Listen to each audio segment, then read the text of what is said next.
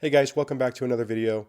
I want to chat a little bit about bad days, about when you're in the dark part of this and you're struggling and you're not sure if you're going to see a way out. I know I say this a lot. I oftentimes will put in a comment to somebody on a video that I never thought that I would actually get out of this mess. I never thought that I would actually feel myself again. And it's one of those things where when I was in those moments back, back in the way back machine, it really felt devastating. It felt like I was not going to ever recover. And it was almost impossible to even have a hope of a possibility, of a potential, of a future where I didn't feel miserable. And this is something that is incredibly common that most people go through when they get out of an emotionally abusive relationship. Whenever you're thrown away like a piece of trash and you don't understand why, and you don't understand why your heart is hurting so badly. When you're in that mode, everything seems dark. Everything seems like you will never get through it. It seems like this pain that you're in will last forever and never go away. When you're in that mode, it's really, really, really tough to pick your feet up and just keep putting one foot in front of the other and making it one step at a time. Because you start to think and you start to feel, what's the point? This is never going to get better. Nothing's ever going to improve. Right? If I'm saying this and you might be going, yeah, that's kind of the way I feel. I felt the same way.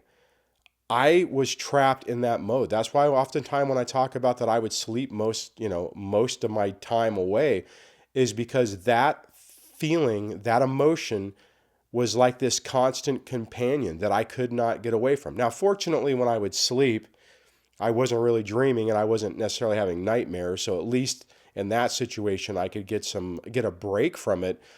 And sometimes when I would wake up, I would have a few moments in the beginning of this where I would forget what I was dealing with until it came crashing back down. But it's really tough in this situation whenever you get stuck in that. And I think it's really important for me to revisit this topic often because it's so easy to look at other people and say, well, their situation is different. They don't feel this way. They don't feel this bad. Or they don't feel, that their situation is different. The scenario is different.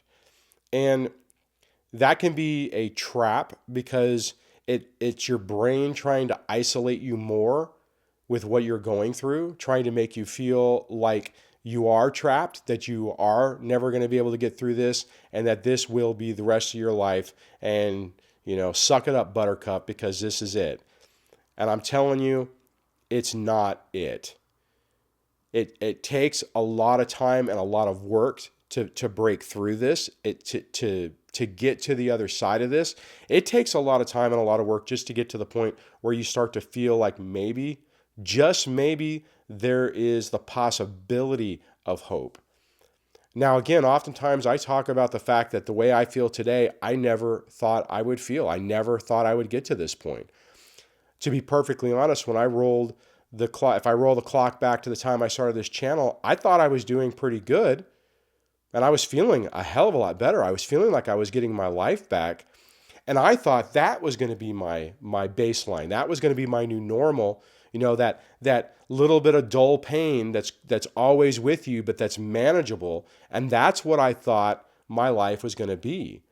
But I'm here to tell you that as I've continued to work on this, as I've continued to grow, as I've continued to heal from this, the effects of this situation, although there still are effects, the emotional hit is nowhere near where it used to be. The effect that my ex has on me emotionally is nothing like it was 2 years ago, definitely 3, 4 years ago, 5, 6 years ago. Well, that was a completely just different story. So my point on this is slow yourself down. When you're going through this, give yourself the time to heal from it. I often use the analogy of a physical injury. Whenever you hurt yourself, you have to go through the process of healing. You have to go to the doctor the initial time. You have to get the bone reset. You need to have it casted. Then once the bone has healed, then you have to work on the physical therapy to build your strength and your endurance. And during all of that, you have pain that you're dealing with. And then after time, once you've worked through it, you have your life back. You have your mobility back. Sure, there are times where those injuries do leave lasting effects and you may not have the same capability that you once did, but it doesn't mean that you can't have a good life. Look at the people from like the Boston bombing that lost limbs and, after their healing and after they were able to recover from that, were able to go back and run marathons again. It's you can choose for a situation to defeat you, to break you, and to corrupt and corrosively destroy the rest of your life, or you can choose to heal from it and pick the pieces up and have the best damn life that you possibly can. And that's what this channel is about. That's what I'm trying to help you to see, is that I was where you were. I felt that way. I felt broken. I wasn't sure if I was going to make it from day to day.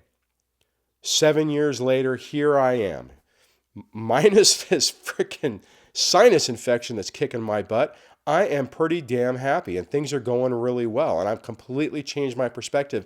And the life that I have today, I would have never imagined having. So that's the thing. You don't know what's in store for you. Yes, you can dwell on and focus on the pain and suffering that you're enduring, but it doesn't have to destroy your life.